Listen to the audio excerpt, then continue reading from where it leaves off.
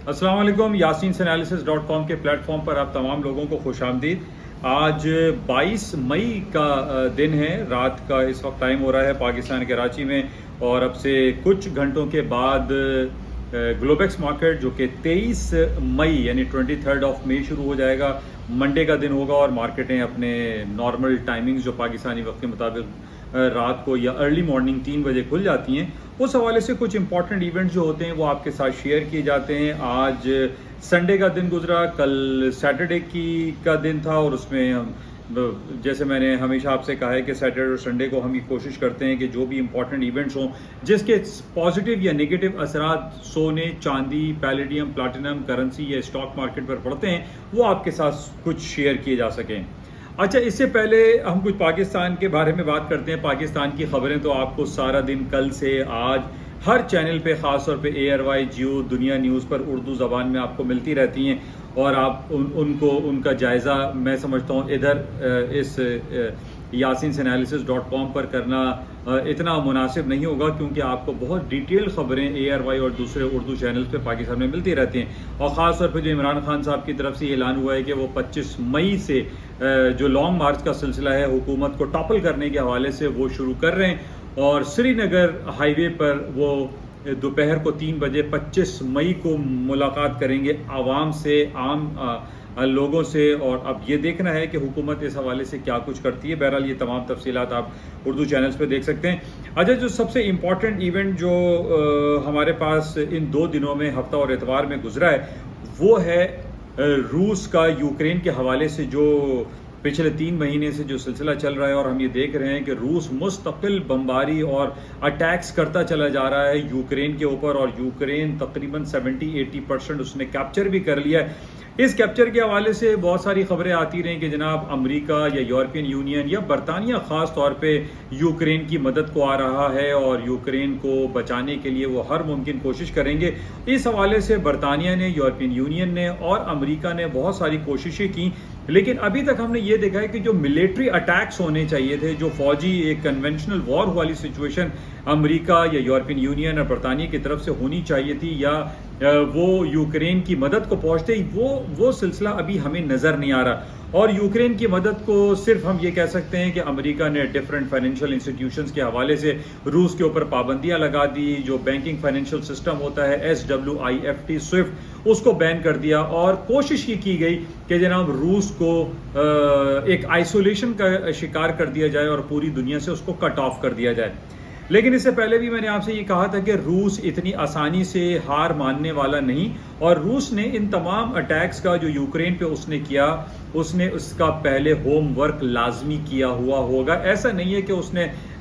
ये चंद महीनों या चंद सालों में उसने ये तमाम अटैक्स की तैयारी की, बल्कि इसके पीछे बहुत बड़ी स्टोरी होगी, और उसके बाद उसने अटैक किया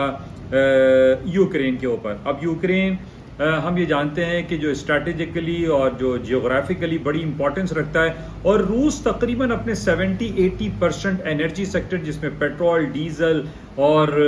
जितनी भी एनर्जी सेक्टर की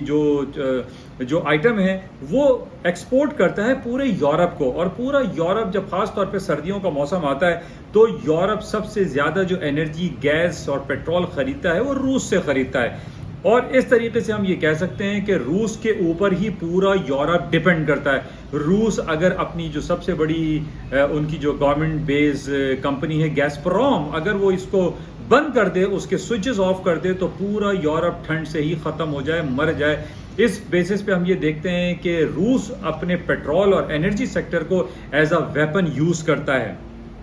इस हवाले से हमारे पास बहुत सारी खबरें आई कि जनाब बल्गेरिया, पोलैंड और दूसरे बहुत सारे ममालिक को उसने गैस की सप्लाई बंद कर दी है। और इन बेसिस पे सबसे बड़ी खबर पिछले दिनों हमारे पास ये आई थी कि जनाब अब रूस ने इस बात का ऐलान किया है कि वो इन तमाम एनर्जी सेक्टर की जो पेमेंट है वो यूरोपियन यूरो में नहीं लेगा, बल्कि वो रशियन रूबल में लेगा। अब अगर किसी को गैस या किसी को एनर्जी चाहिए रूस से, तो वो रूबल में पेमेंट करे, वो यूरो में या डॉलर में या अदर करेंसी में पेमेंट नहीं करे। अगर वो अदर करेंसी में पेमेंट करता है तो इन बेसिस पे रूस ने वाज़े तौर पे ये कह दिया कि वो गैस की और पेट्रोल की और एनर्जी सेक्टर की सप्लाई को रोक देगा, बंद कर देगा, खत्म कर देगा। और ये सिलसिला हमने ये देखा कि रूस ने बल्गेरिया और पोलैंड, जो कि उसके बिल्कुल करीबी और पड़ोसी ममालिक हैं, उसने उसकी गैस की और ये तमाम जो एनर्जी की सप्लाई है, जो कि यमल कंपनी कहलाती है, उसकी जो वॉल्यूम था वो डिक्लाइन कर दिया। उसकी जो क्यूबिक मीटर जो गैस की सप्लाई होती है उसको रिड्यूस कर दिया, जिसकी वजह से बहुत ज़्यादा परेशानी हुई बल्गेरिया को और पोलैंड को। जाहिर है हम जानते हैं कि ये तमाम ममालिक सर्द ममालिक हैं और इनको एनर्जी की सख्त ज़रूरत होती है और ये बगैर एनर्जी के जी नहीं सकते। लेकिन बल्गेरिया और पोलैंड ने इनकार कर दिया और उन्होंने कहा कि अगर हमें पेमेंट करनी होगी तो हम यूरो में ही पेमेंट करेंगे, हम रशियन रूबल में पेमेंट नहीं करेंगे। अच्छा, इन्हीं बेसिस पे हमने ये देखा कि जब 24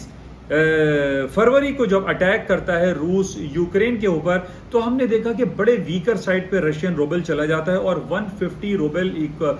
इक्वल्स टू $1 होता है और काफ़ी वीकर साइड पे रशियन रूबल हो जाता है। लेकिन जब से ये खबर आई कि जनाब रशियन रूबल में ही पेमेंट होगी तो वो गैस की और एनर्जी की सप्लाई करेगा, अदरवाइज वो सप्लाई नहीं करेगा। तो बहरहाल इस हवाले से बहुत सारी बातें होती रहीं और मामला चलते रहे, ऑन एंड ऑफ होता रहा। लेकिन हम ये देख रहे हैं कि ये सख्ती मुस्तकिल बढ़ती चली गई रूस की तरफ से, और रूस ने तमाम यूरोपियन ममालिक को ये कह डाला कि जनाब उनको गैस की और एनर्जी की सप्लाई या पेट्रोल की सप्लाई नहीं की जाएगी जब तक तो वो रशियन रूबल उनकी अपनी करेंसी में पेमेंट नहीं करेंगे।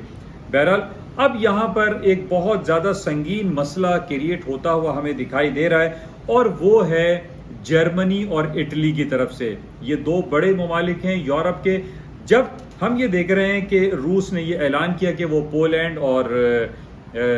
दूसरा जो बल्गेरिया है उसको गैस की और एनर्जी की सप्लाई नहीं करेगा, और उसकी वजह से वहाँ पर काफ़ी एनर्जी क्राइसिस भी हुआ, ठंड से लोगों को काफ़ी परेशानी का सामना करना पड़ा। इन बेसिस पे हम ये देख रहे हैं कि जो 30 ममालिक का जो नेटो अलायंस है, ये 30 ममालिक का ये जो यूरोपियन यूनियन का अलायंस है, इसके अंदर डेंट पड़ता हुआ दिखाई दे रहा है। अब यहाँ पर ये देख रहे हैं कि नेटो का ही मुल्क हैं ये दो, इटली और जर्मनी, और ये यूरोपियन ममालिक के भी के मेंबर हैं। इन दोनों ममालिक ने ये कह दिया कि जनाब वो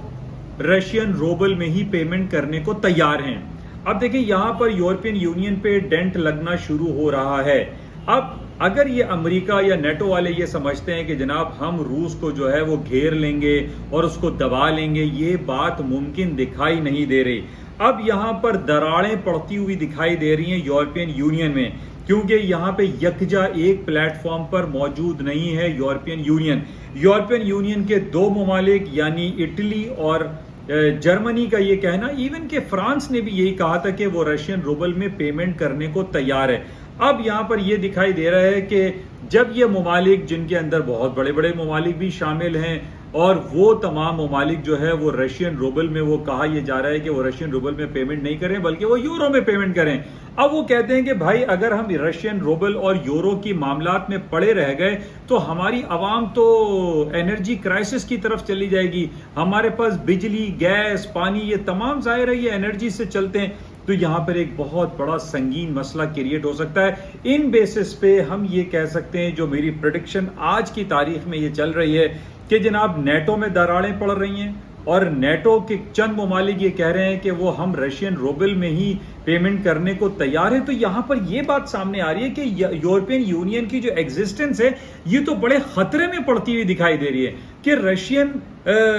जो है वो ना सिर्फ यूक्रेन के ऊपर अटैक कर रहे हैं बल्कि वो इनडायरेक्टली हम ये कह सकते हैं कि रूस ने पूरे यूरोप को जो है वो बिखेर के रख दिया है। तो इन बेसिस पे बहुत ज़्यादा एक कंफ्यूजन क्रिएट हो रही है, और जब हम ये देख रहे हैं कि इन बेसिस पे यूरोपियन करेंसी जो यूरो करेंसी है वो भी काफ़ी वीकर साइड पे चली गई है। तकरीबन 5 से 6 साल के लोएस्ट लेवल पे वर्सेस यूएस डॉलर चल रहा है, और इसके अंदर मजीद डाउनफॉल होने का अंदेशा जाहिर किया जा रहा है, क्योंकि जाहिर है जब सारे ममालिक रशियन रूबल में पेमेंट करना शुरू कर देंगे तो यूरो करेंसी कौन खरीदेगा? और इन्हीं बेसिस पे हम ये देख रहे हैं कि यूरो करेंसी पिछले 6 साल की लोएस्ट लेवल पर इस वक्त खड़ी हुई है। और इन खबरों पे जब हम ये देख रहे हैं कि जर्मनी और इटली रशियन रूबल में पेमेंट करने को तैयार हैं, तो इन बेसिस पे यूरो करेंसी मजीद गिरावट का शिकार हो सकती है। और रशियन रूबल जो कि 3 महीने में जब हमने देखा कि 150 रशियन रूबल इक्वल्स टू $1 हुआ था, आज 61 रशियन रूबल पे चल रहा है, यानी around 60 to 70% versus $। Russian rouble strong हो चुका है। और इसके अगेंस्ट में अगर हम देखते हैं कि यूरो करेंसी वीकर साइड पे चलती चली जा रही है, जो कि बड़ा संगीन सूरत हाल है और बहुत ज्यादा नेगेटिव है यूरो और यूरोपियन यूनियन के लिए, कि वहां पर एक पेज पर यूरोपियन यूनियन वाले मौजूद नहीं है, उनके आपस में दरारें पड़ चुकी हैं और बहुत सारे ममालिक ये कहने को तैयार हो चुके हैं कि उनको गैस चाहिए, उनको एनर्जी चाहिए, लेकिन वो रशियन रूबल में अगर चाहें या किसी और करेंसी में वो राजी हैं, बिल्कुल राजी हैं कि जनाब उनको गैस दे दो, लेकिन वो किसी भी करेंसी में पेमेंट करने को तैयार हैं। तो इन बेसिस पे हमें ये दिखाई दे रहा है कि जो यूरो करेंसी है वर्सेस $, जो 1.0570 पे मार्केट बंद हुई थी, इसमें मजीद गिरावट मुमकिन है, यूरो करेंसी मजीद गिरावट का शिकार हो सकती है। अच्छा, इसके साथ ही इसी कंटिन्यूएशन में जो हमारे पास जो खबर आज आई है, जिसमें नेचुरल गैस और क्रूड ऑयल की प्राइसेस शूट अप कर सकती हैं, और वो खबर है फिनलैंड। अब हम ये भी जानते हैं कि दो ममालिक जो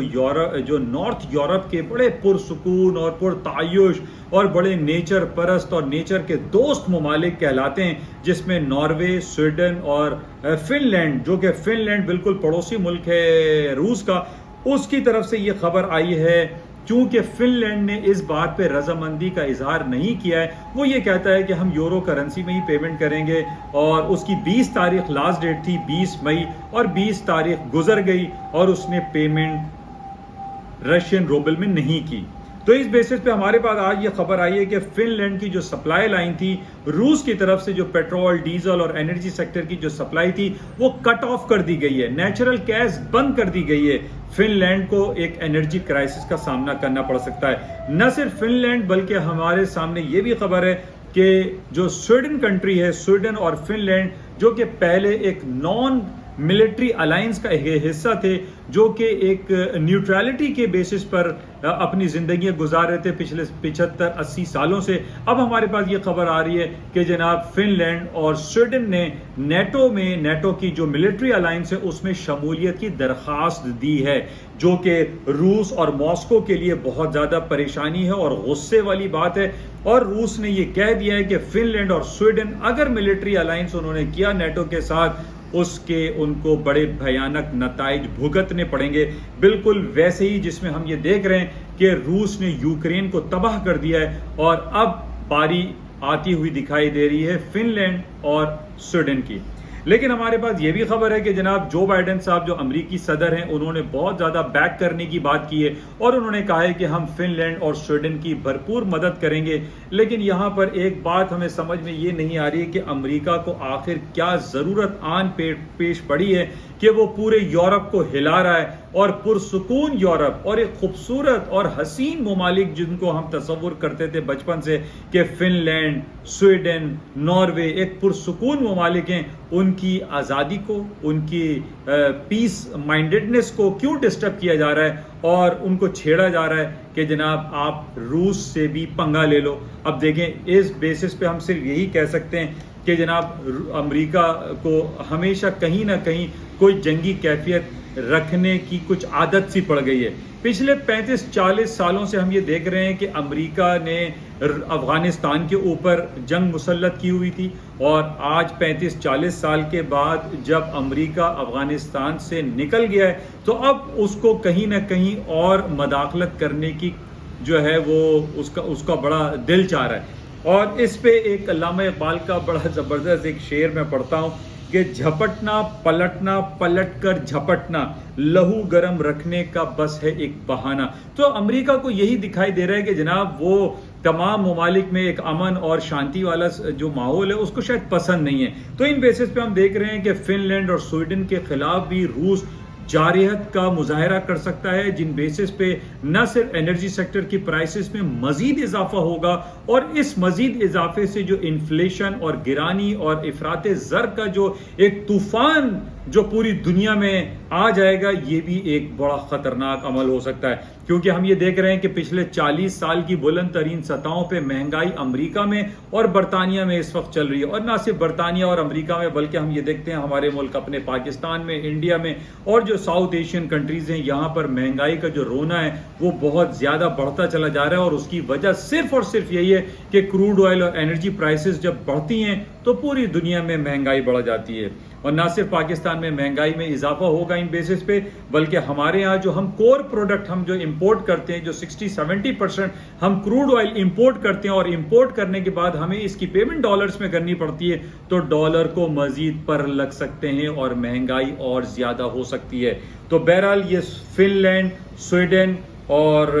ये जो मसले क्रिएट हो रहे हैं जर्मनी और इटली की तरफ से, कि फिनलैंड कहता है कि हम पेमेंट जो है वो रशियन रबल में नहीं करेंगे, जबकि इटली और जर्मनी इस बात पे राजी दिखाई दे रहे हैं कि वो रशियन रबल में पेमेंट करेंगे, क्योंकि उनको हर हालत में बाय हुक और बाय क्रुक उनको एनर्जी, पेट्रोल और डीजल की जरूरत पड़ती है।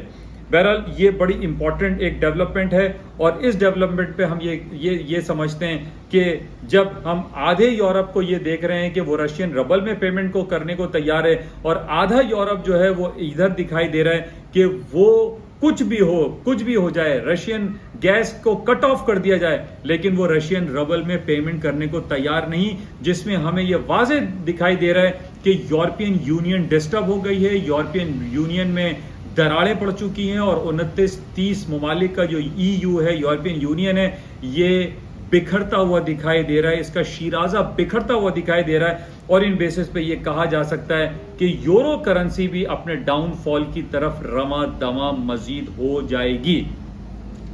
अच्छा, ये तो करेंसी की बात हो गई। जब हम इस खलफशार की बात करते हैं और जो टेंस माहौल की बात करते हैं, तो इसमें सोने और चांदी और जो प्रेशियस मेटल्स हैं उसमें की कीमतों में इजाफा हो जाता है। टेक्निकल बेसिस पे भी हमने ये फ्राइडे को देखा कि 1845 के लेवल पे गोल्ड की मार्केट बंद हुई थी, जो कि 1840 1840 में काफी अरसे से आपसे बयान कर रहा था कि इसके ऊपर मार्केट में तेजी है। तो ये जो डेवलपमेंट हो रही है, जो नेगेटिव डेवलपमेंट हम कह सकते हैं, इन बेसिस पे सोने की कीमतों में मजीद इजाफा हो सकता है। दूसरी तरफ ये कि ये बातें तो बहुत हो रही हैं कि अमेरिका और यूरोप जो है अपने शरह सूद में इजाफा कर देंगे, लेकिन पॉइंट यही है कि वो गे करेंगे, कब करेंगे ये पता नहीं है। लेकिन पॉइंट ये है कि इस वक्त जो हमारे पास ताज़ा जो न्यूज़ है उसमें सोने की कीमतों में और एनर्जी सेक्टर की प्राइसेस में खासा इजाफा हो सकता है, क्योंकि रूस ने फिनलैंड की जो नेचुरल गैस सप्लाई है उसको बंद कर दिया है। अच्छा, इसके साथ ही कुछ स्टॉक्स की कुछ हम बात कर लेते हैं। अमेरिका की स्टॉक खासतौर पे S&P का जो अभी 8-10 महीने पहले जो इसका लाइफ हाई हुआ था वो 4808 का हुआ था, 4808 का। अच्छा, अब 4808 में आप 1000 पॉइंट ले लें या 100 पॉइंट ले लें, इसका बड़ा साइकोलॉजिकल और टेक्निकल इंपॉर्टेंस होती है। हमने ये देखा कि 4808 का जो लाइफ हाई था S&P का, वहां से मार्केट 1000 पॉइंट नीचे आई और 3808 का इसने फ्राइडे को लो किया, और मार्केट जो क्लोज हुई वो 3900 पे बंद हुई। तो पॉइंट यहां पर ये रेज हो रहा है कि 1000 पॉइंट के ऊपर मार्केट में बाइंग चांस बनता है, और टेक्निकली यही हुआ कि 1000 पॉइंट मार्केट गिरने के बाद 50 पॉइंट मार्केट प्लस में बंद हुई। तो इन बेसिस पे ये प्रिडिक्ट किया जा सकता है कि apart from these all happenings के नेगेटिव डेवलपमेंट हुई और फिनलैंड और रशिया की तरफ से जो मामलात हो रहे हैं, इस पे मार्केटें गिर सकती हैं। लेकिन टेक्निकल ग्राउंड पे यहां पर हमारे सामने ये बात है कि जब एनर्जी सेक्टर की प्राइसेस फिनलैंड और रूस के बेसिस पे जो है वो डिस्टर्ब हो सकती हैं, तो इन बेसिस पे जब तेल की और एनर्जी सेक्टर की प्राइसेस ऊपर की तरफ जाती हैं, तो जितनी भी दुनिया में जो एनर्जी सेक्टर की कंपनीज हैं उनकी शेयर वैल्यू में इजाफा हो जाता है। तो इन बेसिस पे हम ये कह सकते हैं कि स्टॉक मार्केटें अपर साइड पे हायर नोट्स पर जा सकती हैं। 3808 के नीचे स्टॉप प्लेस करके S&P को बाय किया जा सकता है, लॉन्ग पोजीशंस होल्ड की जा सकती हैं। तो बहरहाल ये कुछ खबरें जो आपके साथ शेयर की गई हैं, होपफुली इनसे कुछ ना कुछ आपको इस्तेफादा हासिल होता होगा। बहरहाल नेचुरल गैस की कीमतें जो है 8.4 पे चल रही हैं, जो कि 15 साल के हाईएस्ट लेवल पर हैं, और नेचुरल गैस की सप्लाई चूंकि फिनलैंड को बंद की गई है, इस बेसिस पे हम ये कह सकते हैं कि नेचुरल गैस की जो प्राइस हैं वो हायर नोट्स पर जा सकती हैं। तो बहरहाल ये जो इम्पोर्टेंट खबरें थी वो आपके साथ शेयर की गई हैं। इस हफ्ते हमारे पास सबसे इम्पोर्टेंट जो इवेंट रहेगा वो FOMC मीटिंग मिनट्स हैं, जो कि बरोज बुध को शाया की जाएंगी। दैट इज़ वेरी इंपॉर्टेंट और इसको हमें क्लोजली वॉच करना पड़ेगा।